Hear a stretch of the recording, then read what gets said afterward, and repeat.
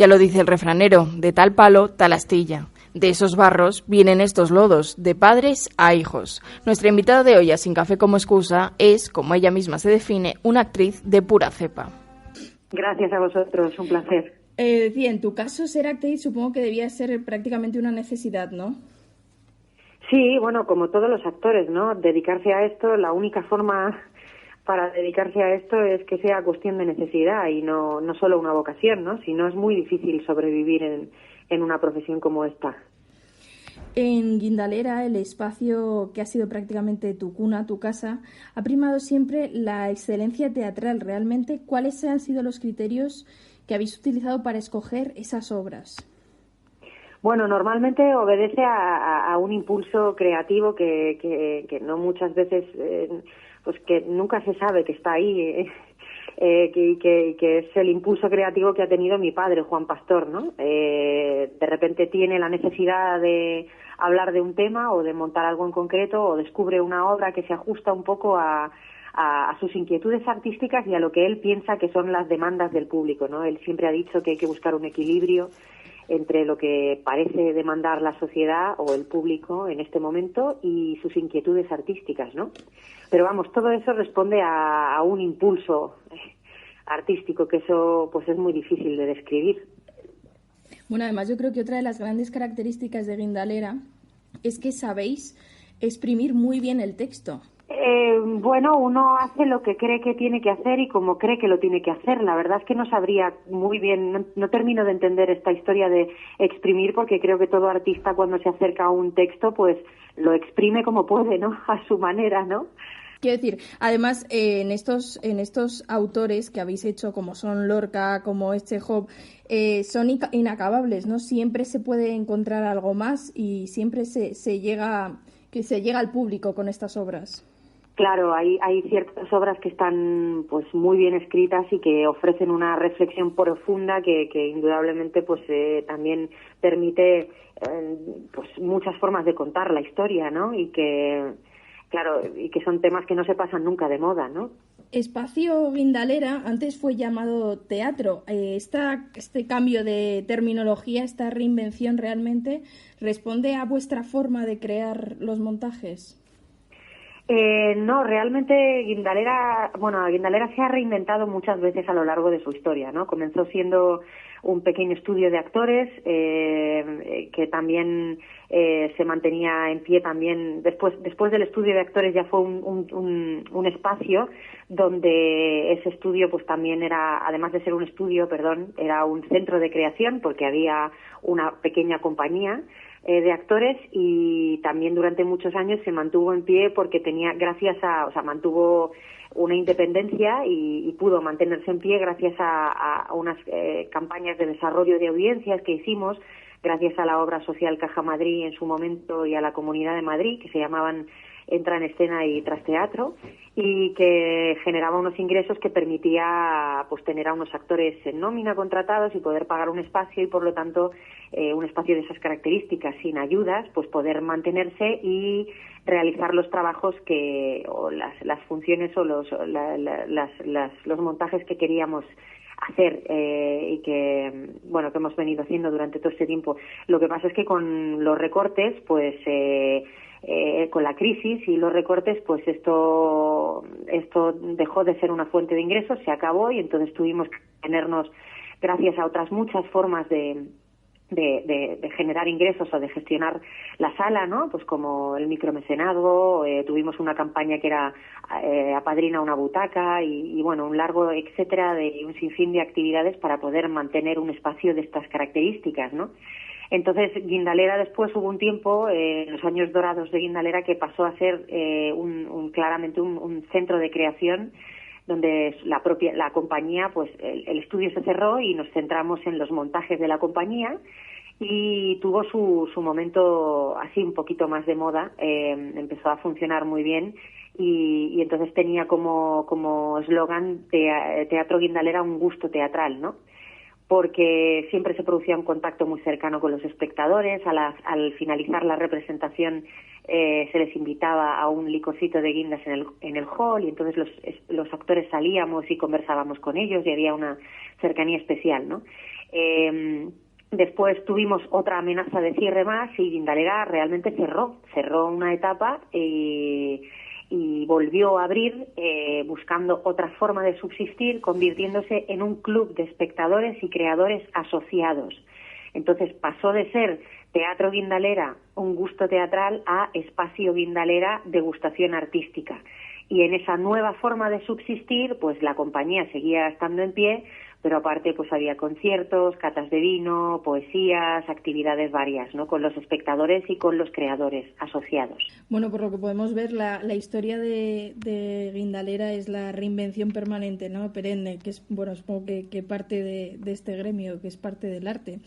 Decía antes que sois capaces de poner otra mirada sobre los textos, y yo creo que este es el caso de Lorca, ¿no? De Yerma, que es la última obra, el último montaje que estáis poniendo en pie, que es ese Yerma 2019. Lorca, que es, bueno, nada más y nada menos que es uno de los grandes dramaturgos que ha dejado este país, y que siempre tenía una visión tan real, a veces tan cruda de la realidad, pero que lo reflejaba tan bien, ¿no? Sí, claro, es un autor muy especial, muy redondo, ¿no? Sus textos son, pues, los textos que justamente has empezado preguntándome antes, ¿no? Ese tipo de textos que se pueden montar 1000 veces y que siempre van a tener algo que decir, ¿no? Y siempre no pasan de moda nunca, vaya. Sí, eso es verdad, que decía, Yerma no pasa nunca de moda, ¿no? Es algo que perfectamente podría suceder en 2019, claro, salvando ciertas distancias. Lo que hace el texto de Yerma, por ejemplo, que sea eterno, no es la mera anécdota de lo que sucede en lo que es la fábula propiamente dicha de la historia, ¿no? Las palabras de Lorca tienen una dimensión muchísimo mayor, o sea, va muchísimo más lejos que eso, ¿no? Todo el mundo piensa que, pues eso, te quedas con el argumento de una mujer que no puede tener hijos y que entonces bla, bla, ¿no? Pero es que trasciende, creemos que va mucho más lejos, y eso es lo que lo convierte en un autor universal y que le da una dimensión a sus palabras que va mucho más lejos que la anécdota de la propia historia, ¿no? El tema de Yerma no es una mujer que no puede tener hijos, es como los condicionamientos sociales muchas veces cómo pueden afectar al individuo, ¿no? Entonces quizá el tema sería la honra, pero al mismo tiempo, al fin y al cabo, tener un hijo tiene que ver con una creación, con una forma de realizarse, ¿no? Entonces es como, llegando más lejos todavía, al final es la importancia del propósito en la vida, de realizar tu propósito en la vida, ¿no? Y cuando a una persona le quitas la posibilidad de realizar su propósito en la vida, pues ¿qué es lo que sucede, no? Sí, es verdad que Lorca era capaz de crear un subtexto realmente que es enorme, que es lo que comentabas ahora, ¿no? Lo que siempre trasciende más allá. Y también era un autor que le daba mucha importancia a la musicalidad, a la música dentro de las obras, y que muchas veces no se ha tenido en cuenta, que no es este caso, que Yerma tiene una parte muy musical que la hace, de hecho, más emotiva, si cabe, en vuestro montaje. Sí, claro, Lorca era músico también, ¿no? Y bueno, además eso se nota porque sus palabras son pura poesía y están llenas aparte de estar llenas de sensaciones es un texto muy sensorial, muy lleno de metáforas y de imágenes, con una riqueza de imágenes impresionante, pero también tiene pues una musicalidad a su texto que hace que claro, la parte formal, por así decirlo, del texto, cómo se dice el texto, la palabra, pues se acerca mucho a la música, ¿no? Por eso es tan importante. Bueno, él también, ya sabes, que incluía y que componía, y que muchas de sus obras tienen composiciones ya hechas, ¿no? Uh-huh. Y nosotros, bueno, pues hemos querido incidir en eso. No pretendemos hacer un musical de la obra de Yerma, es simplemente que hay un momento, el director nos decía que quería que el actor no tiene que cantar, es como el colmo de la expresión, ¿no?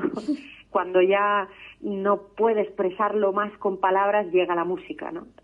Es como algo que nace de un sonido que nace de muy muy adentro y se transforma en música, ¿no? Pero nunca hemos tenido la pretensión de hacer un musical, ¿no? El espacio sonoro en esta puesta en escena es muy importante porque también lo ha compuesto un músico de mucha altura como es Pedro Gesto y ha creado una magia y algo muy muy envolvente, y también investigando sobre aquello, ¿no? Por eso toda la propuesta gira en torno a eso, a montar Yerma, pero desde la visión desde nuestros días, ¿no? Entonces el músico también ha hecho lo mismo que nosotros, ¿no? Ha buscado en las raíces de nuestra música, pero bajo el prisma o bajo la visión actual, ¿no? Sí, es verdad que no es un musical, sino que la música acaba por ser un elemento más de la expresión de Lorca, ¿no? Sí, eso es un elemento más, sí, como otro actor. Efectivamente, acaba por ser un actor más. Es una puesta en escena, desde luego, que muy delicada, muy sensorial, ¿no? En muchos sentidos. Sí, es un canto a la vida, lejos de la imagen que tenemos, ¿no? De Lorca, por lo general, todo el mundo. Queríamos también desmarcarnos un poco del estereotipo, ¿no? De lo que se entiende por Yerma, ¿no? Todo el mundo se imagina una cosa como muy oscura y dramática y tal, ¿no? Y creemos que el propio texto es un canto a la vida, ¿no? Está lleno de vitalidad y es algo muy sensorial, ¿no? Sí, es verdad que yo creo que es un texto crudo, pero que a través de esa crudeza te lleva a la más pura vida, ¿no? La más pura vitalidad, realmente. Claro, el tema de Lorca es que hace que conflictos que pueden ser muy duros se escuchen de una forma hermosa a través de esas palabras y de esa forma de escribir que tenía él, ¿no? Entonces, hace que resulte menos duro e incluso a veces hasta agradable reflexionar sobre cosas que pueden ser muy crudas, ¿no? Bueno, además este montaje tiene una peculiaridad que ya habéis puesto en marcha en otros vuestros, como es ese taller en el que al final de unas funciones preguntáis al público, ¿no?, qué es lo que más les ha gustado, qué es lo que en algún caso podrían cambiar, y luego os planteáis si podéis la mayoría de las veces cambios. cambiamos, sí. Eso me parece que hace que el teatro se rompa esa distancia de que parece que es algo ajeno al espectador, sino que forma parte de eso y una parte muy activa.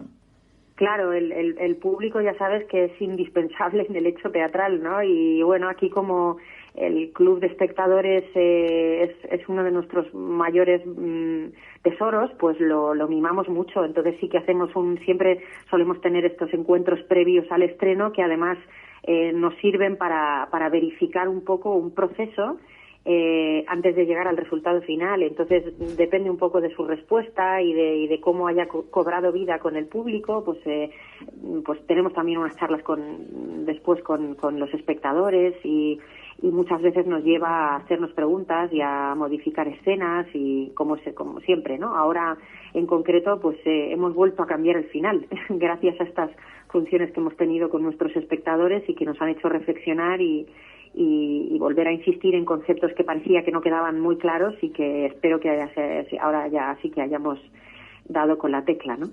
Bueno, desde luego que me fascina esa manera de hacer teatro, hace que el teatro sea una participación de todos.